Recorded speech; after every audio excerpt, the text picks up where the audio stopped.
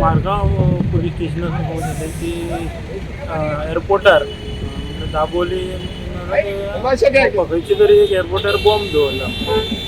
म्हणल्यार की आमकां मागीर इन्फॉर्म मेळ्ळे बरोबर आमी रोखडे भायर सरले.